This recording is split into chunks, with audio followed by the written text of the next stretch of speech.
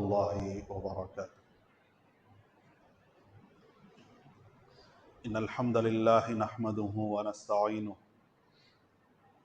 من يهده الله فلا مضل له ومن يضلل فلا هادي له وأشهد أن لا إله إلا الله وحده لا شريك له وأشهد أن محمدا عبده ورسوله أما بعد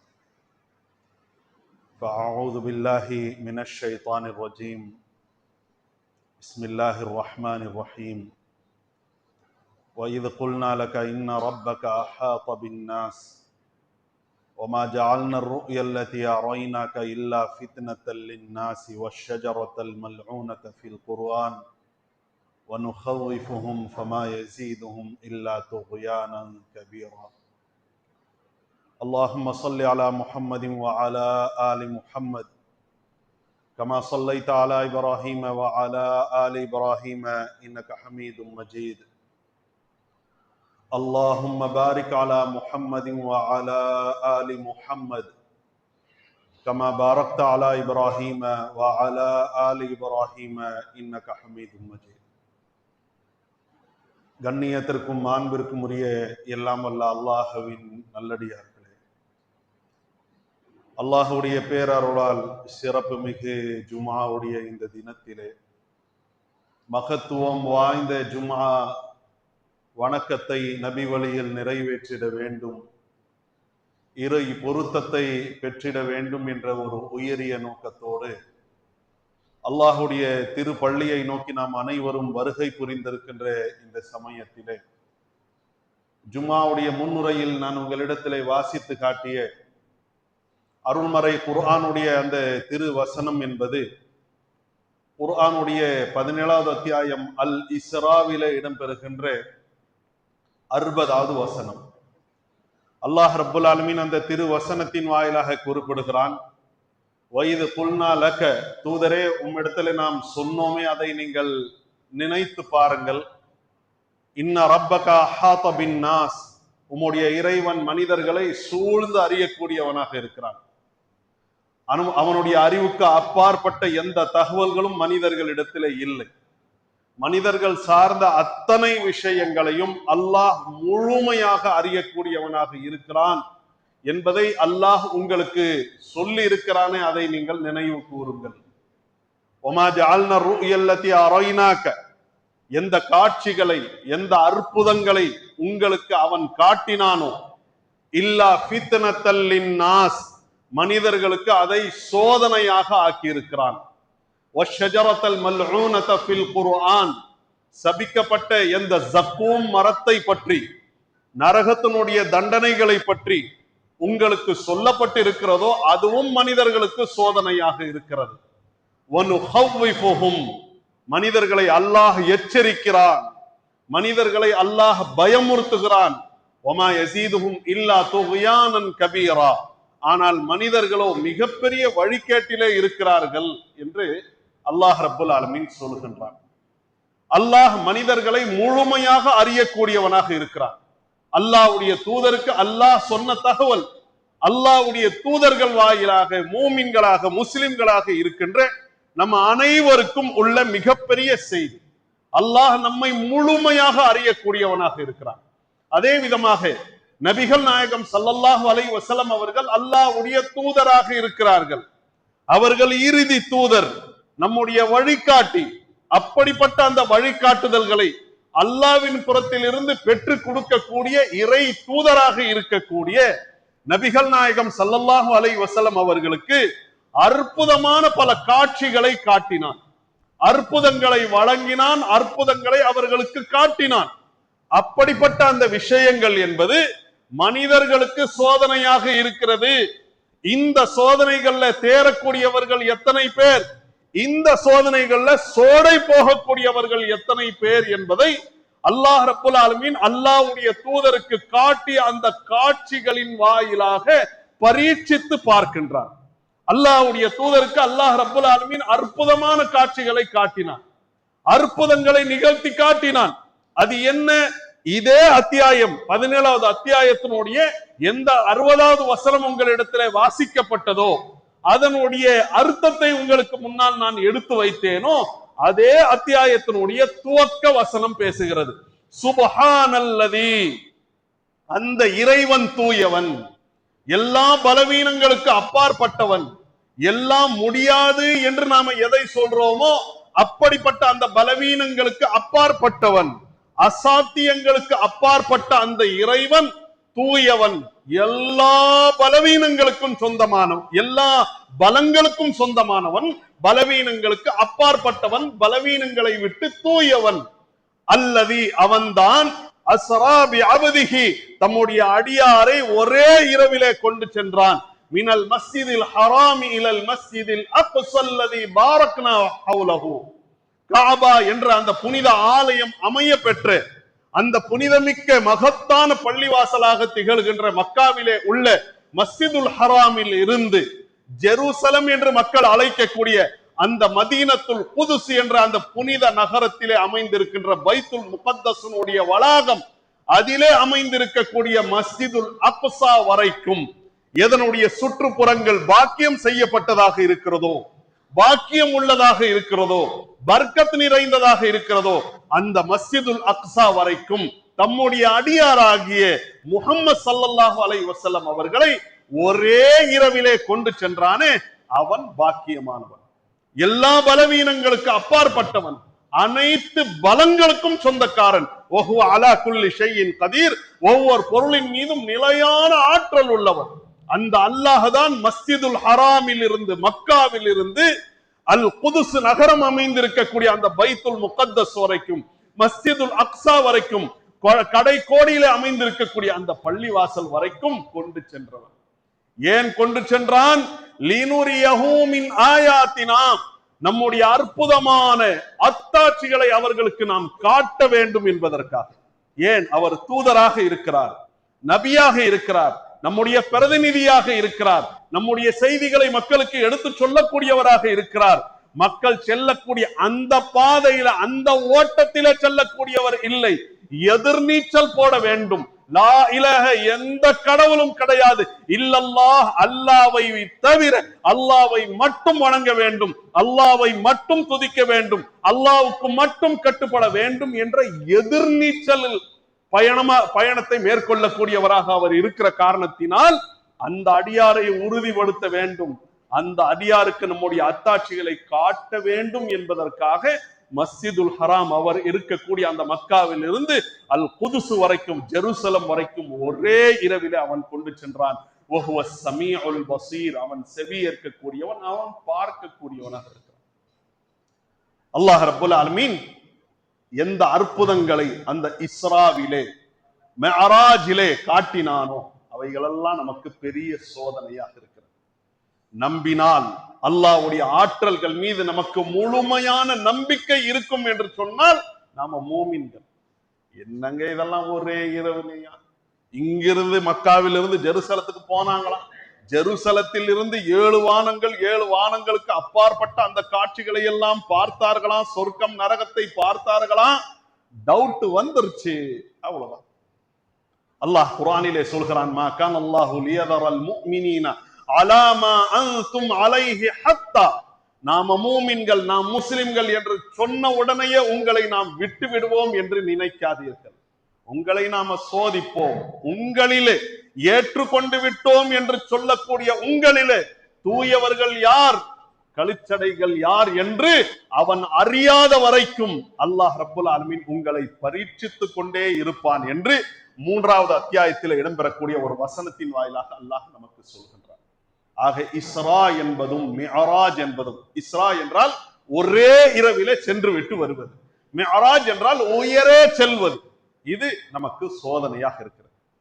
அது மட்டுமல்லாம இதுல பல பாடம் படிப்பினை இருக்கிறது. அதை பெறக்கூடியவர்களாக நாம் இருக்க வேண்டும் என்பதற்காக மிஅராஜ் சார்ந்த சுருக்கமான வரலாறை இன்றைய தினத்தில் நாம் அறிந்து அதனுடைய படிப்பினைக்குள்ளே நாம் செல்லலாம். நபிகள் நாயகம் ஸல்லல்லாஹு அலைஹி வஸல்லம் அவர்கள் ஒரு இரவில் காபாவுக்கு அருகாமையில உள்ள அவர்கள் தம்முடைய இல்லத்திலே தூங்கி கொண்டிருக்கிறார்கள். திடீரென்று ஜிப்ரீல் அலைஹிஸ்ஸலாம் அவர்கள் வருகிறார்கள்.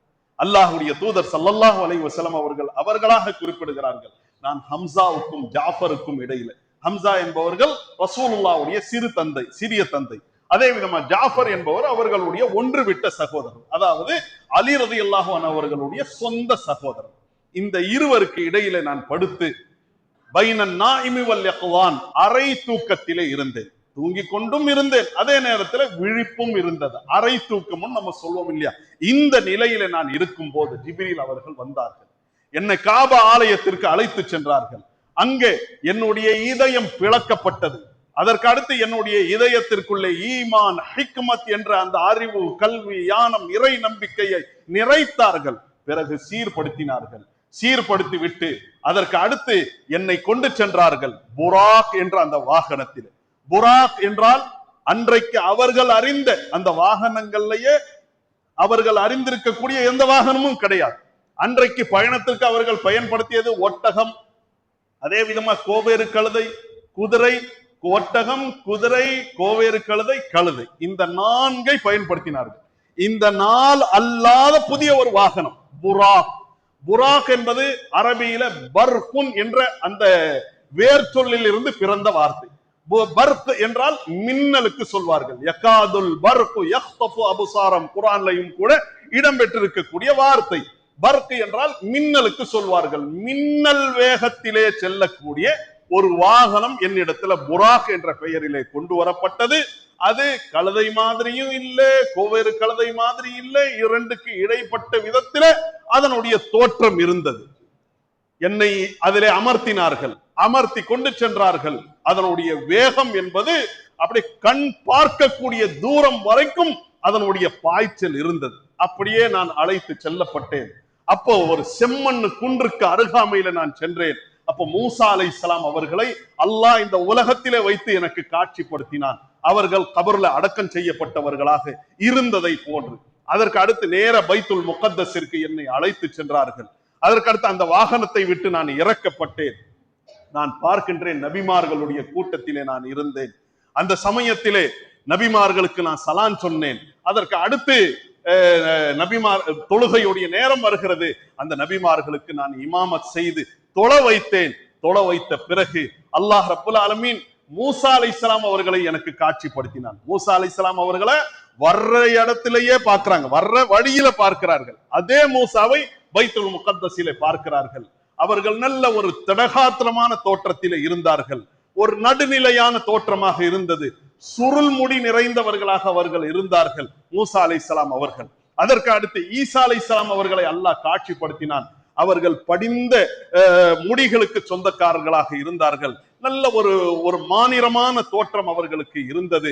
நான் பார்த்தவர்கள்ல உர்வா பின் மஸ்ஊத் அஸ்-ஸகஃபி அவர்கள், என்னுடைய தோழரை நான் பார்ப்பேனே அதே சாயல்ல அவர்கள் இருந்தார்கள்.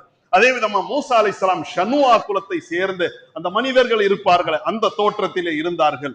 இப்ராஹிம் அலைஹிஸ்ஸலாம் அவர்களையும் நான் பார்த்தேன். அதற்கு அடுத்து நரகத்தினுடைய காவலாளி மாலிக் அவர்களை பார்த்தேன். இறுதி நாளுடைய பெரிய அத்தாட்சியாக திகழ்கின்ற தஜ்ஜாலை நான் பார்த்தேன். நபிகள் நாயகம் ஸல்லல்லாஹு அலைஹி வஸல்லம் அவர்களுக்கு அல்லாஹ் அற்புதமான இந்த காட்சிகளை எடுத்து காட்டுகிறார். அதற்கு அடுத்து அதே வாகனத்தில் அமர்த்தப்பட்டவர்களாக ஜிப்ரீல் அலைஹிஸ்ஸலாம் அவர்கள் விண்ணுலகத்தை நோக்கி, மண்ணுலகத்தினுடைய பயணத்தை முடித்து விண்ணுலகத்தை நோக்கி விண்ணேற்றத்தை மேற்கொள்கிறார்கள். அப்ப போறாங்க. முதல் வானம், 7 வானங்கள் அமைந்திருப்பதாக இன்றைய அறிவியலும் சொல்கிறது. அந்த 7 வானங்கள்ல முதல் வானத்திற்கு செல்கிறார்கள். அல்லாஹ்வுடைய அந்த முறைகள் எப்படி அமைந்திருக்கிறது ஹதீஸ்கள் நமக்கு தெளிவுபடுத்துகிறது. முதல் வானத்துக்கு போறாங்க. வானத்தினுடைய வாசல்களை திறக்குமாறு சொல்கிறார்கள். சொல்பவர்கள் யார்? வானவர்களுடைய தலைவராக ரூஹுல் குதுஸ், பரிசுத்த ஆவி என்று அல்லாஹ் எந்த ஜிப்ரீல் அலைஹிஸ்ஸலாம் அவர்களை சொல்கிறானோ அந்த ஜிப்ரீல் அலைஹிஸ்ஸலாத்து வஸ்ஸலாம் அவர்கள் முதல் வானத்திற்கு சென்று அதனுடைய காவலாளிடத்தில் சொல்கிறார்கள், திறங்கள். நீங்கள் யார்? நான் தான் ஜிப்ரீல் சொல்கிறார்கள். அதற்கடுத்து உங்களுடன் இருக்கிறார்களே இவர்கள் யார்? இவர்கள் தான் முஹம்மது, மனிதர்களுக்கு தூதர்களாக நியமிக்கப்பட்டு அனுப்பப்பட்டார்களே அந்த முஹம்மது. அவருக்கு அழைத்து வருமாறு தகவல் இருக்கிறதா? தகவல் போயிருக்கிறதா? ஆமா இவரை அழைச்சிட்டு வாங்கன்னு நமக்கு உத்தரவு வந்திருக்கிறது. அந்த உத்தரவின் அடிப்படையில தான் இவரை நான் அழைத்து கொண்டு வருகின்றேன். அதற்கு அடுத்து முதல் வானம் திறக்கப்படுகிறது. அந்த முதல் வானத்திற்குள்ள போன பிறகு அங்க ஒரு மனிதரை காண்கிறார்கள். அந்த மனிதருக்கு அருகாமையில நிறைய மனிதர்கள் இருக்கிறார்கள். அவர்கள் வரவேற்கிறார்கள்.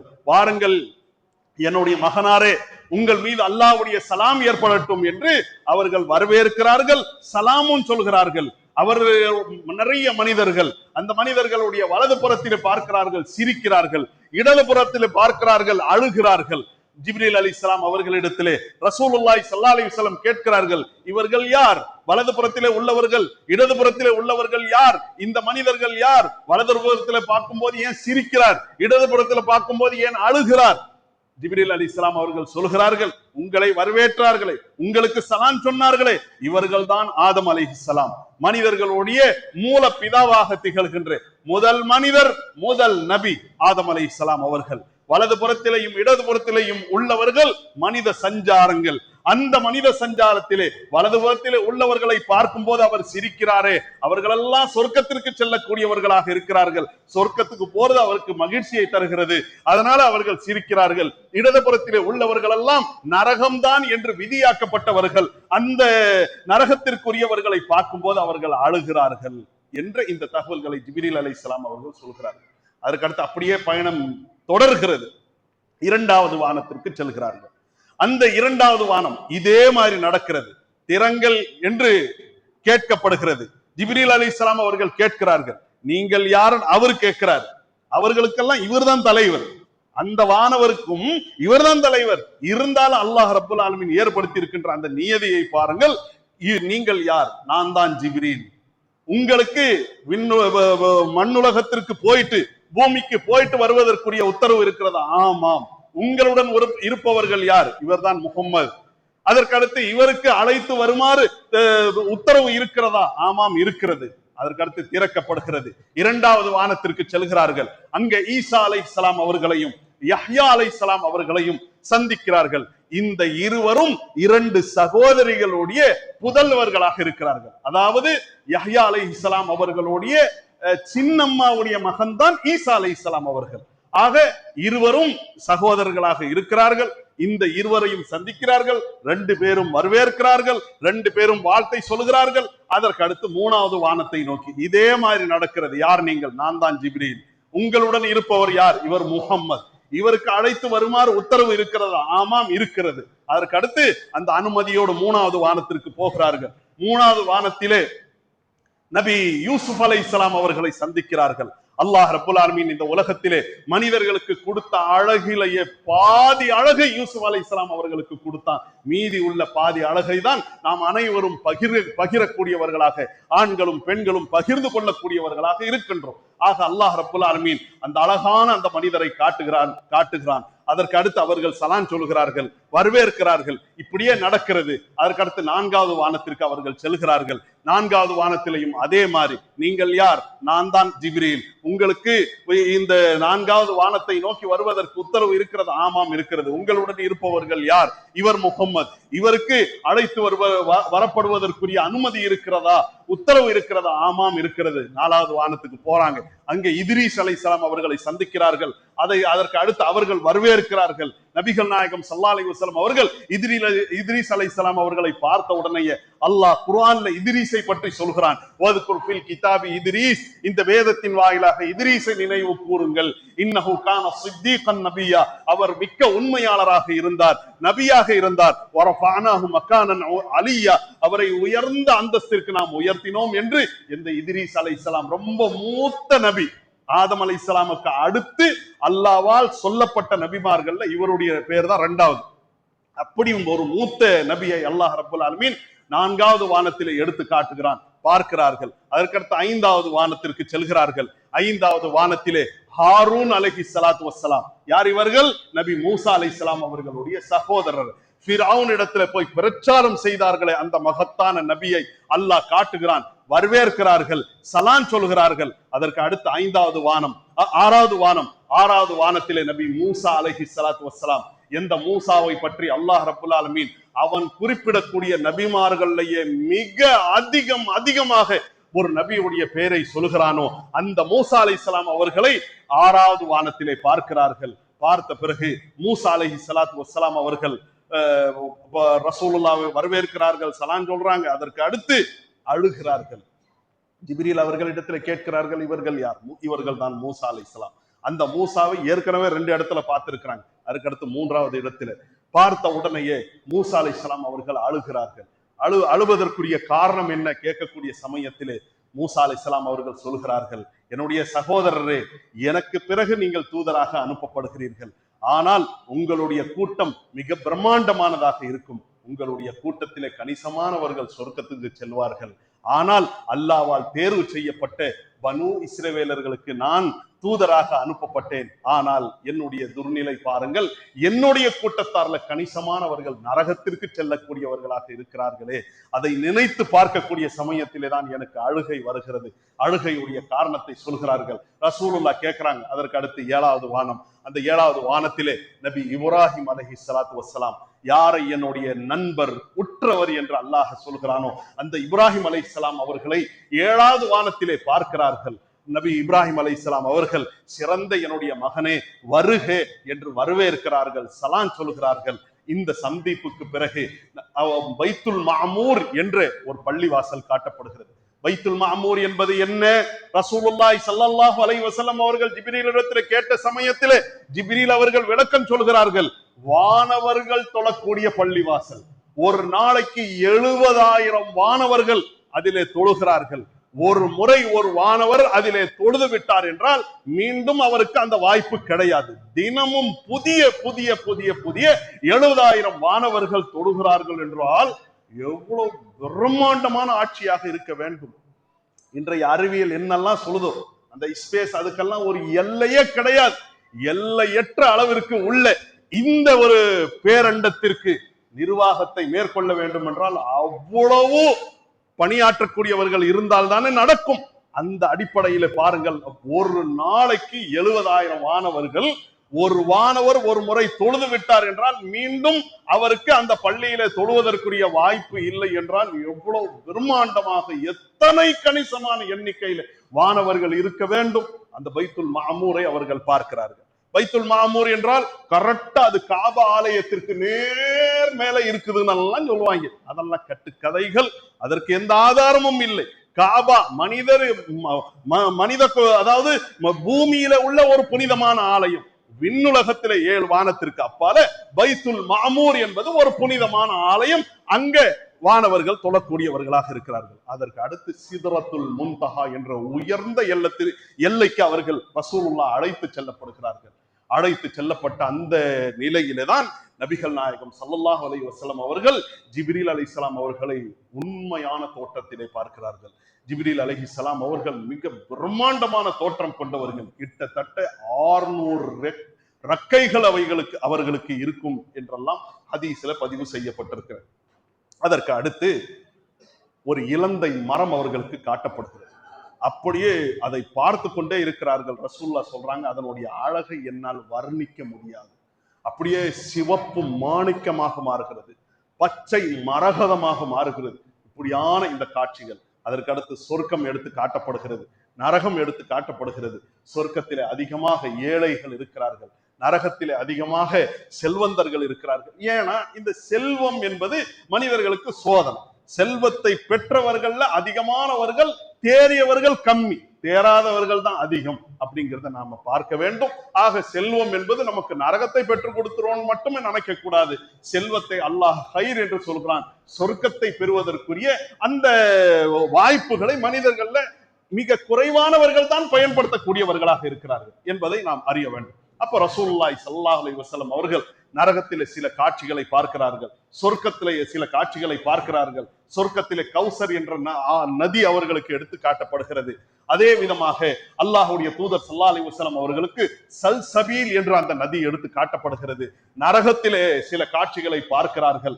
நரகத்தினுடைய அந்த காட்சிகள்ல சில பேர் அவர்களுக்கு அவர்களுடைய நகங்கள்லாம் செம்பால் ஆக்கப்பட்டதாக இருக்கிறது. அதை கொண்டு அவர்கள் தங்களுடைய முகங்களை கிழித்துக் கொள்கிறார்கள். என்ன இந்த காட்சிகள்? ஜிப்ரீல் அலைஹிஸ்ஸலாம் அவர்கள் விளக்குகிறார்கள். இவர்கள் தான் மனிதர்களுடைய மானம் மரியாதையோடு விளையாடியவர்கள். மனிதர்களுடைய மானம் மரியாதையோடு விளையாடி அவர்கள் விஷயத்தில் புறம் பேசியவர்கள். அந்த புறம் பேசியவர்களுடைய அந்த தண்டனைகளை அல்லாஹ் ரப்புல் ஆலமீன் எடுத்து காட்டுகின்றார். இப்படியான சில காட்சிகள். அதற்கு அடுத்து அவர்கள் உயரே செல்கிறார்கள்.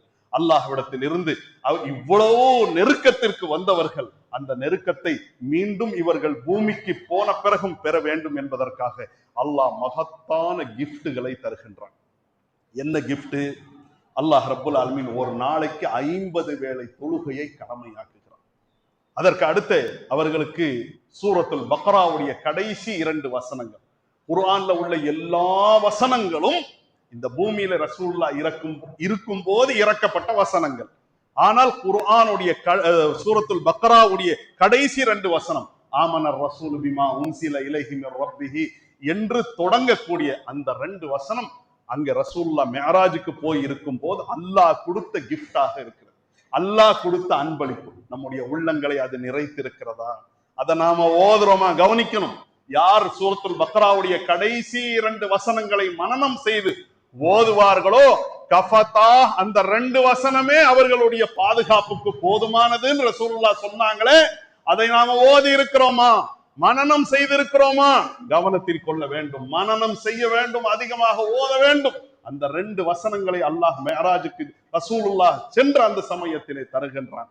அதற்கு அடுத்து யாரெல்லாம் இந்த சமுதாயத்திலே அல்லாஹ்வுக்கு இணை கற்பிக்காமல் முழுமையான ஈமானோடு இருந்து தவறு செய்யக்கூடியவர்களாக இருப்பார்களோ, தான் நாடக்கூடியவர்களுக்கு அல்லாஹ் அவர்களுடைய தவறுகளை மன்னிப்பான்.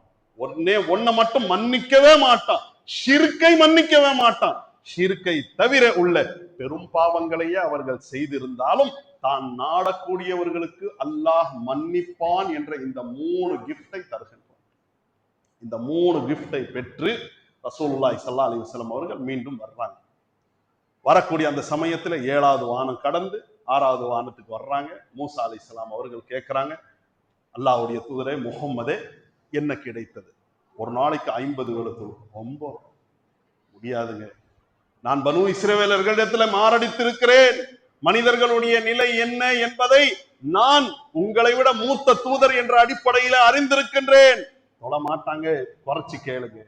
குறைத்து கேட்கிறார்கள். 50ங்கிறது 45, பிறகு மீண்டும் குறைத்து கேட்கிறார்கள். 45ங்கிறது 40, 35, 30, 25, 20, 15, 10. அதோடு வர்ற அந்த சமயத்துல இதையும் குறைத்து கேளுங்கள். அதையும் குறைத்து கம்மி பண்ணி கேட்கிறாங்க. 5 வேளையாக மாற்றப்படுகிறது. அல்லாஹ் சொல்றான் 5ஓடு வர்றாங்க. 5ஓடு வந்த அந்த சமயத்துல மூசா அலைஹிஸ்ஸலாம் அதையும் தடுத்து கேட்கிறாங்க. 5 முடியாதுங்க, குறைச்சு கேளுங்க. நான் வெட்கப்படுறேன், எத்தனை முறைங்க போயிட்டு வர்றோம் என்று வெட்கப்பட்டு இல்லை, நான் போக முடியாது, இதை நான் ஏற்றுக்கொண்டேன். எப்போ ஏத்துக்கிட்டாங்க, அல்லாஹ்விடத்தில் இருந்து அறிவிப்பு வருகிறது, 5 உங்கள் மீது கடமை, ஆனால் கூலி என்பது 50க்குரியதாக இருக்கும். 5 வேளை நீங்க தொழுவீங்க, 50க்குரிய கூலியை நீங்கள் பெறுவீர்கள் என்று அல்லாஹ்வுடைய தூதர் ஸல்லல்லாஹு அலைஹி வஸல்லம் அவர்களுக்கு சொல்லப்படுகிறது. தொழுகை சார்ந்த இந்த விஷயத்துல நாம கவனித்து பார்க்க வேண்டும். 5 குறைச்சு கேட்கறதுக்கு வெட்கப்பட்டாங்க. ஆனால் அந்த 5ஐயும் தொழாமல் வெட்க கெட்டவர்களாக நாம் இருக்கிறோம் அல்லவா? இது எவ்வளவு பெரிய ஒரு கை சேதம், கவனத்தில் கொள்ள வேண்டும். அதற்கு அடுத்து நபிகள் நாயகம் ஸல்லல்லாஹு அலைஹி வஸல்லம் அவர்கள் திரும்ப இந்த பூமிக்கு வருகிறார்கள். இது எல்லாமே ஒரே இரவில நடக்கிறது. மஸ்ஜிதுல் ஹராமில் இருந்து பைத்துல் முகத்தஸ், பைத்துல் முகத்தஸில் இருந்து 7 வானம், 7 வானத்திற்கு அப்பா. சாத்தியமா கேட்கலாம். ஏன் இன்றைக்கு மனிதர்களும் விண்ணேற்றம் மேற்கொள்கிறார்கள். இங்கிருந்து நம்முடைய இந்தியா நாடே கூட சந்திரயான் என்ற பெயரில இதுக்கு சந்திர மண்டலத்திற்கு இங்கிருந்து விண்கலங்களை அனுப்பி இருக்கிறது. எவ்வளவு நாளாவது தெரியுமா? கடைசியாக 2023 ஒரு விண்கலத்தை இந்தியா அனுப்பியது, சந்திரயான் 3 என்கின்ற பெயரில். இங்கிருந்து அந்த ஷட்டில் போய் சேர்த்துக்கு எத்தனை நாள் ஆகுது தெரியுமா? 40 - 41 நாள் ஆகுது. 2023 ஜூலை 23ஆம் தேதி அனுப்பிய அதே விண்கலம், அதாவது ஜூலை 14ஆம் தேதி அனுப்பிய விண்கலம் ஆகஸ்ட் மாசம் 23ஆம் தேதி தான் போய் அந்த இடத்துல இறங்கியதாக நிதர்சனங்கள்.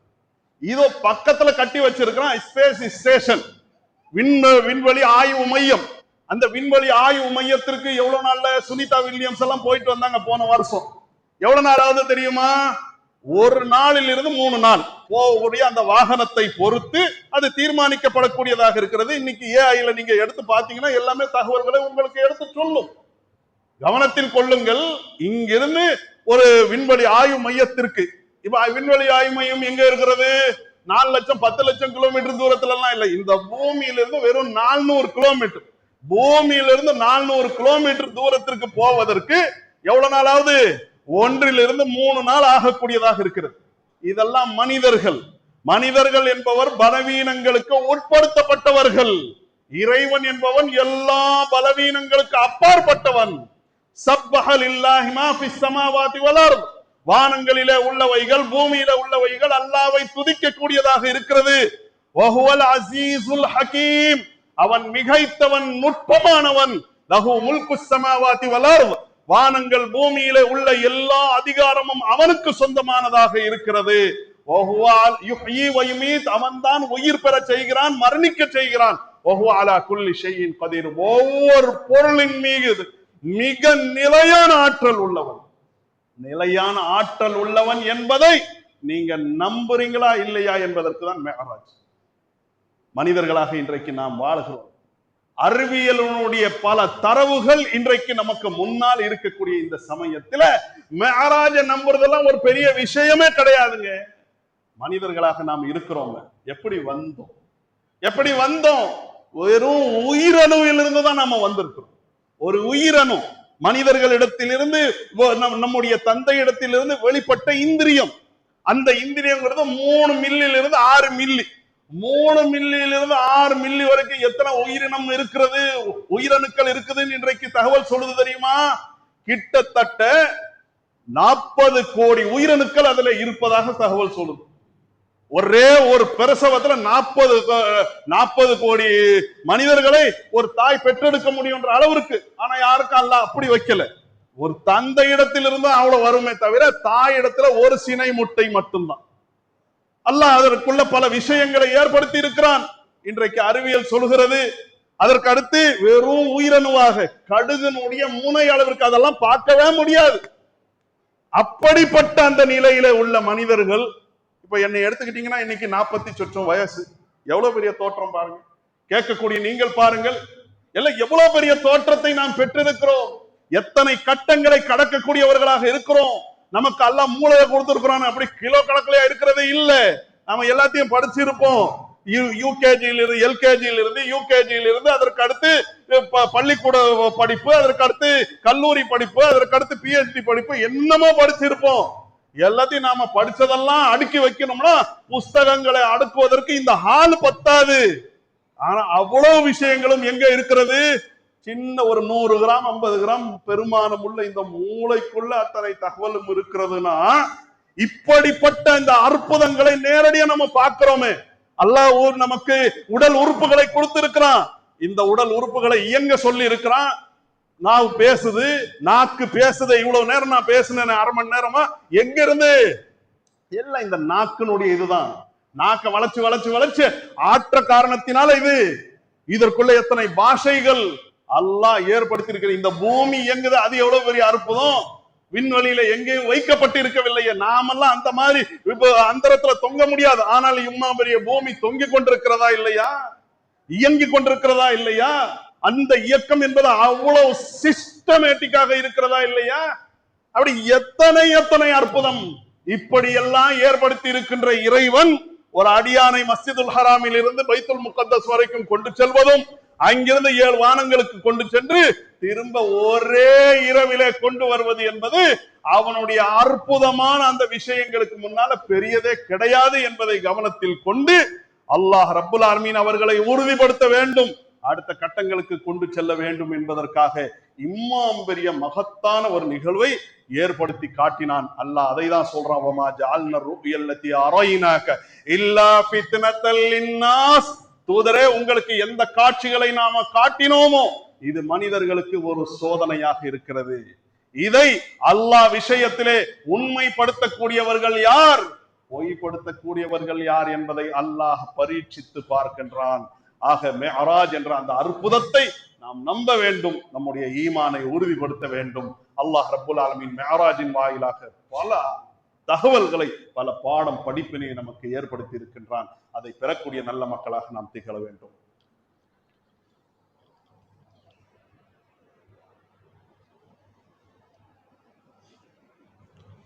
அல்ஹம்துலில்லாஹி வஹ்தா வஸ்ஸலாத்து வஸ்ஸலாமு அலா மன் லா நபிய்ய பஅதஹு. கண்ணியத்திற்கும் மாண்பிற்கும் உரிய எல்லாம் வல்ல அல்லாஹ்வின் நல்லடியார்களே, முதல் உரையிலே எந்த வரலாறை உங்களுக்கு முன்னால் நான் எடுத்து சொன்னேனோ, எத்தனை தகவல்களை நான் சொன்னேனோ, இவை அனைத்தும் குர்ஆனிலே இடம்பெற்றவை கிடையாது. இவை அனைத்தும் ஹதீஸுடைய கிதாபுகள்ல இடம்பெற்றதாக இருக்கிறது. குர்ஆன்ல அல்லாஹ் என்ன சொல்றான்? ஃபர்ஸ்ட் 17வது அத்தியாயத்தினுடைய முதல் வசனம், மஸ்ஜிதுல் ஹராமிலிருந்து மஸ்ஜிதுல் முகத்தஸ், பைத்துல் முகத்தஸ் வரைக்கும் அல்லாஹ் ஒரு இரவில தன்னுடைய அடியாரை கொண்டு சென்றான். அந்த தகவல் மட்டும். அதற்கடுத்து மூசாவுக்கு நாம் வேதத்தை கொடுத்தோம், அவர்கள் வழிகெட்டவர்களாக அவர்களுடைய கூட்டத்தார் மாறிவிட்டார்கள். அவர்களுக்கு இன்னொரு வாய்ப்பு இருக்கிறது. அவர்கள் சீரடைந்தால் நம்முடைய அருளை அவர்கள் காண்பார்கள், இல்லை என்றால் கடும் தண்டனை அவர்களுக்கு இருக்கிறது என்று பனு இஸ்ரவேலர்களை பத்தி அல்லாஹ் சொல்றான். பனு இஸ்ரவேலர்களை பத்தி ஏன் அல்லாஹ் சொல்லணும்? பனு இஸ்ரவேலர்கள் தான் மக்காவில இல்லையே. மக்காவில இல்லாத ஒரு கூட்டத்தாரை பத்தி மக்காவில இருக்கக்கூடிய ஒரு தூதரை ஏன் அல்லாஹ் சொல்றான் தெரியுமா? மக்காவில இன்னைக்கு இருக்கிறீங்க, ஒரு கட்டம் வரும் அடுத்த நகரத்திற்கு நீங்கள் புலம்பெயர்ந்து செல்ல வேண்டியதாக இருக்கும். அங்க இந்த கூட்டத்தாரை நீங்க சந்திப்பீங்க. அந்த கூட்டத்தாருக்குரிய எச்சரிக்கையை நான் முன்கூட்டியே தருகின்றேன். அங்க ஆட்சி அதிகாரம் உங்களுடைய கையில கிடைக்கும். அந்த சமயத்துல நீங்க எப்படியெல்லாம் நடக்க வேண்டும். 14வது சூரத்தை கொஞ்சம் அப்படியே வாசிச்சு பாருங்க. இன்னைக்கு எல்லாரும் நம்ம லீவ்ல தான் இருப்போம், கணிசமானவர்கள் நம்ம எல்லாரும் விடுமுறையில தான் இருக்கணும். இன்றைக்கு அல்லாஹ்வுக்காக அந்த 17வது அத்தியாயத்தை அப்படியே வாசித்து பாருங்கள். அல்லாஹ்வுடைய தூதருக்கு அல்லாஹ் எத்தனை போதனைகளை செய்கின்றான். மிக அற்புதமான, ஒன்னோட ஒன்னு தொடர்பு இல்லாததாக குர்ஆனுடைய வசனங்கள் காட்சி அளிக்கும். ஆனால் அதனுடைய ஆழத்திற்கு நாம போய் பார்க்கும் போது அடுத்த கட்டங்களை நோக்கி அல்லாஹ்வுடைய தூதரை அல்லாஹ் எப்படி பலப்படுத்துகின்றான். நீங்க மதீனாவுக்கு போவீங்க, பல சவால்கள் மக்காவிலே இருந்ததை விட நீங்கள் சந்திக்க கூடியவர்களாக இருக்கிறீர்கள். ஆக உங்களை நீங்கள் தயார்படுத்த வேண்டும். உங்களை தூதராக நியமித்திருக்கின்ற நான் எவ்வளவு அற்புதங்களை நிகழ்த்தி காட்ட போதுமானவனாக இருக்கின்றேன் என்று தன்னை பற்றியான நம்பிக்கையை அவர்களுக்கு தர வேண்டும் என்பதற்காக. இறை நம்பிக்கை என்பது நம்முடைய கரத்திலே இருக்கும் என்று சொன்னால் இந்த உலகத்திலே எவ்வளவு பெரிய ஒரு சாதனையையும் செய்ய முடியும் என்று நிரூபிப்பதற்காகத்தான் அல்லாஹ் மிஅராஜை ஏற்படுத்தினான். அவ்வளவு விஷயங்கள் இருக்கிறது, சொல்வதற்கு தான் நம்மிடத்தில் நேரம் இல்லை என்பதை கவனத்தில் கொண்டு 17வது அத்தியாயத்தை இன்றைய தினத்திலே வாசிக்கக்கூடிய நல்ல மக்களாக இருக்க வேண்டும். இவ்வளவு பெரிய அற்புதமான இந்த நிகழ்வு, இதுல இந்த வரலாறுல பல பாடம் படிப்பினை இருக்கிறது. இந்த பாடம் படிப்பினையை பெறுவதற்கு பதிலாக இந்த சோதனையில சோடை போகக்கூடியவர்களாக என்ன பண்றாங்கன்னு கேட்டா, மிஅராஜா அது ரஜபில தான் நடந்தது, ரஜபுடைய 27வது இரவிலே தான் நடந்தது என்று கற்பிதத்தை செய்கிறார்கள். இதற்கு எந்த ஆதாரமும் கிடையாது. மிஅராஜ்ங்கிறது ஒண்ணு நடந்தது, அப்படியே அலசி ஆராய்ந்து பார்க்கும் போது மக்காவுடைய காலகட்டத்திலே நடந்தது. ரசூலுல்லாஹி ஸல்லல்லாஹு அலைஹி வஸல்லம் அவர்கள் மதீனாவிற்கு செல்வதற்கு முன்னால் மக்காவுடைய காலகட்டத்தினுடைய இறுதி பகுதியில நடந்தது. இவ்வளவுதான் நீங்க ஆதாரத்தை எடுக்க முடியுமே தவிர அது இந்த வருடத்திலே தான் நடந்தது, இந்த மாதத்திலே தான் நடந்தது, இந்த நாளிலே தான் நடந்தது, எந்த ஆதாரமும் கிடையாது. ஆனால் இன்னைக்கு சமுதாயம் இந்த விஷயத்துல கவனக்குறைவாக இருந்து இன்றைக்கு நாம் அனைவரும் ரஜபுடைய 26லே இருக்கிறோம். வரக்கூடிய இந்த இரவை மிஅராஜுடைய இரவு, இரவு முழுவதும் நின்று வணங்க வேண்டும், இரவு முழுவதும் இபாதத் செய்ய வேண்டும், அதற்கு அடுத்த மறுநாள்ல நோன்பு வைக்க வேண்டும் என்று கற்பிதம் செய்கிறார்களே, இதற்கு எங்க ஆதாரம்? அல்லாஹ்வுடைய மார்க்கத்துல நமக்கு நன்மை இருக்கிறது. எது சொல்லப்பட்டதோ சொல்லப்பட்டதை சொல்லப்பட்ட அடிப்படையில நாம் செய்வோம் என்றால் நன்மை இருக்கிறது. சொல்லப்படாததை எல்லாம் நாமாய் கற்பிதம் செஞ்சு அல்லாஹ்வுக்கு கத்துக் கொடுக்கக்கூடிய அடிப்படையில நாம் நடப்போம் என்று சொன்னால், இது இந்த தேதியிலே தான் நடந்தது என்பதற்கு எந்த ஆதாரமும் இல்லாத அந்த நிலையில இதற்கு இந்த தேதி தான் நாம் பர்டிகுலராக ஒரு தேதியை ஒரு நாளை நாம் குறிப்பிடுவோம் என்று சொன்னால் அல்லாஹுடைய மார்க்கத்திலே இட்டுக்கட்டிய பாவிகளாக நாம் மாறுவோம் என்ற எச்சரிக்கை ஏன் நம்மிடத்திலே இல்லாமல் போகிறது? கவனத்தில் கொள்ள வேண்டும். மேராஜை கொண்டு உள்ள பாடம் படிப்பினை பெறக்கூடிய நல்ல மக்களாக இருக்க வேண்டுமே தவிர நேர் எதிராக அம்மார்க்கத்திலே சொல்லப்படாத அந்த விஷயங்களை கடைபிடிக்காதவர்களாக நாம் இருக்க வேண்டும். மேராஜ் என்பது ரஜபிலே நடந்தது என்பதற்கு ஆதாரம் இல்லை, 27 தான் நடந்தது என்பதற்கு ஆதாரம் இல்லை, அன்றை இரவிலே நின்று வணங்க வேண்டும் என்பதற்கோ பகல் பொழுதிலே நோன்பு நோக்க வேண்டும் என்பதற்கோ ஆதாரம் இல்லை. இது சுன்னத்தில்லை. இவை அனைத்தும் பிதாத்துகளாக இருக்கிறது. அந்த பிதாத்தை விட்டு மீண்ட நல்ல மக்களாக இருந்து மேராஜை கொண்டு உள்ள பாடம் படிப்பினையை முழுமையாக பெறக்கூடிய நல்ல மக்களாக நாம் திகழ வேண்டும். அல்லாஹ் அருள் புரிவானாக. வல்ஹம்துலில்லாஹி ரப்பில் ஆலமீன். வஸ்ஸலாமு அலைக்கும் வரஹ்மத்துல்லாஹி வபரகாத்துஹு.